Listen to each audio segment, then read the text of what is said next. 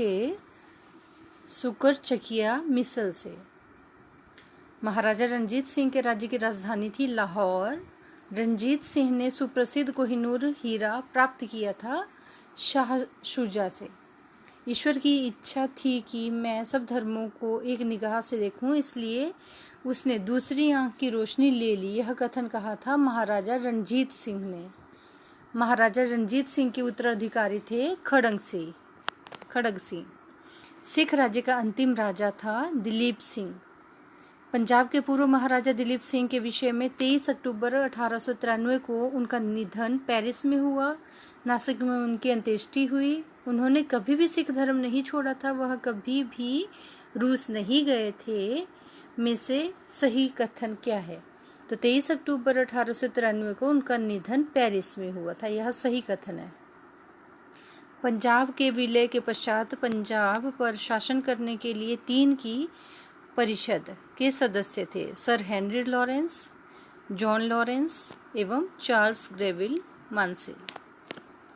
प्रथम आंग्ल मैसूर युद्ध 1766 to 69 में विजय हुआ हैदर अली द्वारा।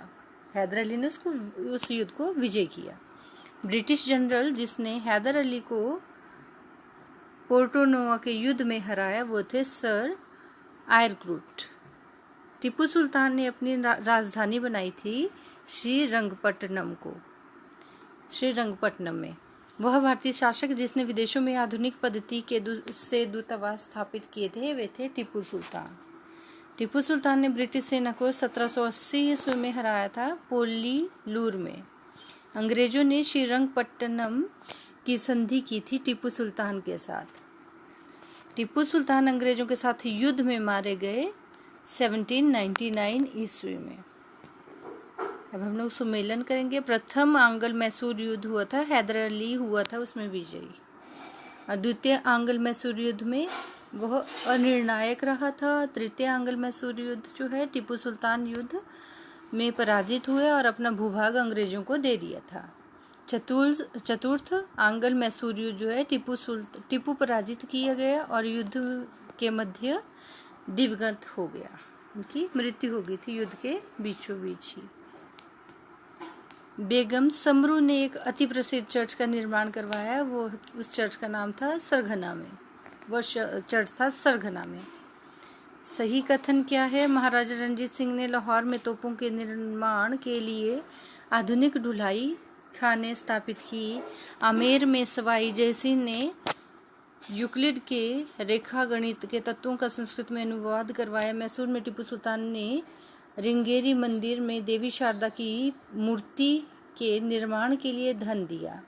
सही क्या है? प्लासी के युद्ध में सिराजुद्दौला की पराजय के लिए मीर जाफिर ने अंग्रेजों से मिलकर षड्यंत्र रचा।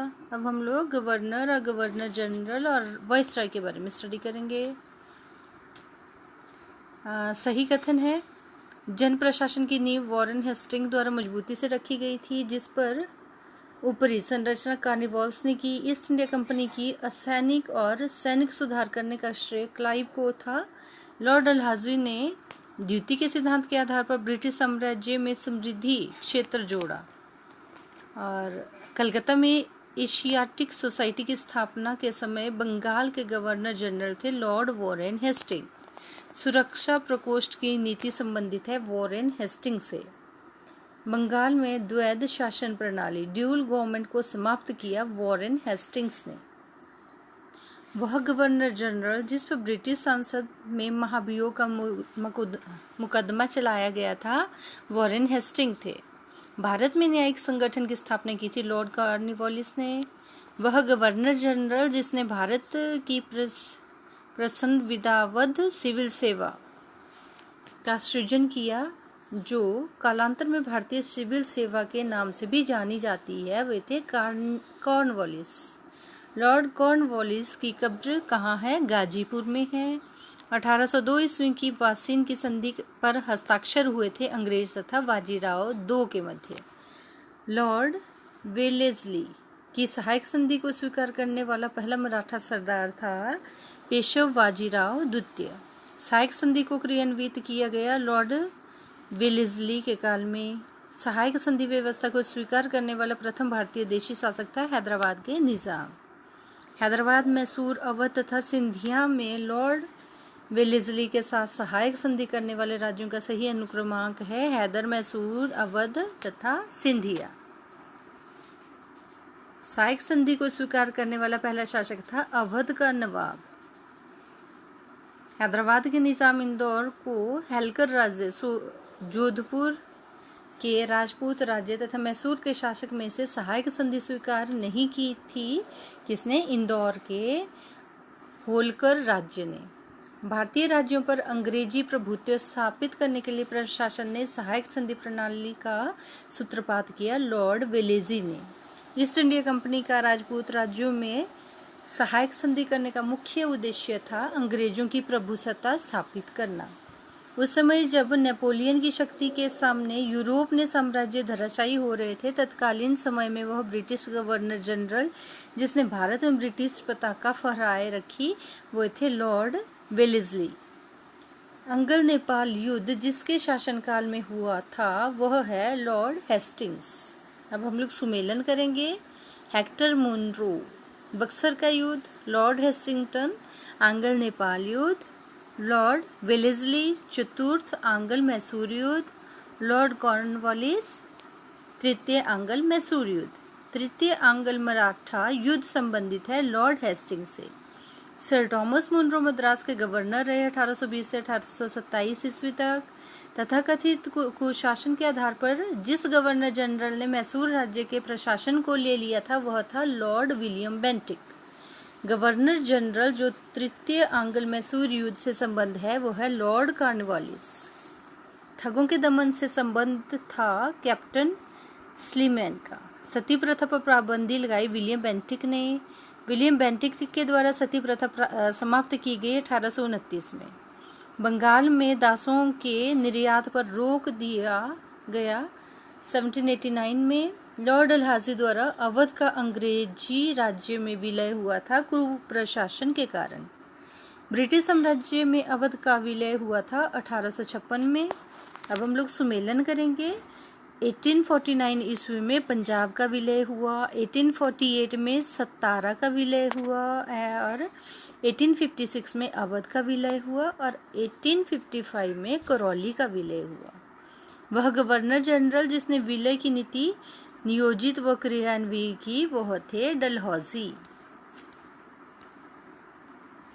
भारत में ब्रिटिश शासन के दौरान सांची, संबलपुर तथा सतारा राज्यों के विलय का सही अनुक्रमांक क्या है? सतारा, संबलपुर और झांसी। अंग्रेजों द्वारा सिंध विजय संपन्न हुई लॉर्ड एलेनबरो के समय में सिंध पर ब्रिटिश ने कब्जा किया 1843 ईस्वी में। जब अवध का ब्रिटिश साम्राज्य में विलय हुआ उस समय अवध का ब्रिटिश रेजिडेंट था जेम्स आउटरम। भारत में प्रथम रेलवे लाइन जिस ब्रिटिश गवर्नर के समय बिछाई गई थी वह था लॉर्ड डलहौजी। भारत में प्रथम रेल लाइन का निर्माण हुआ बम्बई और ठाणे के मध्य। भारत में पहली रेलवे लाइन शुरू की गई 1853 में। वह कंपनी जिसने सर्वप्रथम भारत में रेल यात्रा प्रारंभ की वे थी great Indian peninsula railway. British भारतीय राज्य क्षेत्र का अंतिम प्रमुख विस्तार हुआ डलहौजी के समय में। पब्लिक वर्क्स डिपार्टमेंट को 1845 से 1855 ईस्वी के दौरान स्वरूप देने वाले थे लॉर्ड डलहौजी। विधवा पुनर्विवाह अधिनियम क्रियान्वित किया गया लॉर्ड कैनिंग के शासनकाल में। 1 नवंबर 1858 को महारानी विक्टोरिया का घोषणा पत्र इलाहाबाद में पढ़कर सुनाया था लॉर्ड कैनिंग ने। भारत का प्रथम वायसराय था लॉर्ड कैनिंग। अपने पुत्र के स्थान पर दूसरे उत्तराधिकारी को गोद लेने के अधिकार को पुनः स्थापित किया था 1858 ईस्वी की साम्राज्ञी की घोषणा ने। महारानी विक्टोरिया को भारत की साम्राज्ञी नियुक्त किया था 1858 ईस्वी में। वह गवर्नर जनरल जिसने भारत में दास प्रथा को समाप्त किया था वो थे लॉर्ड एलेनबरो।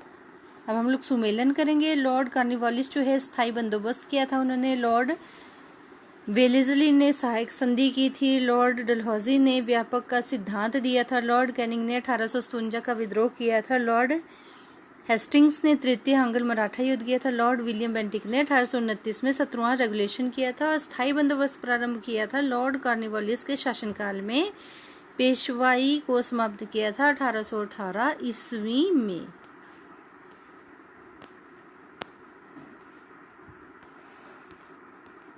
वीडियो बहुत लंबी हो जाएगी फ्रेंड्स, हम लोग इसका नेक्स्ट पोर्शन नेक्स्ट वीडियो में डिस्कस करेंगे। Thank you.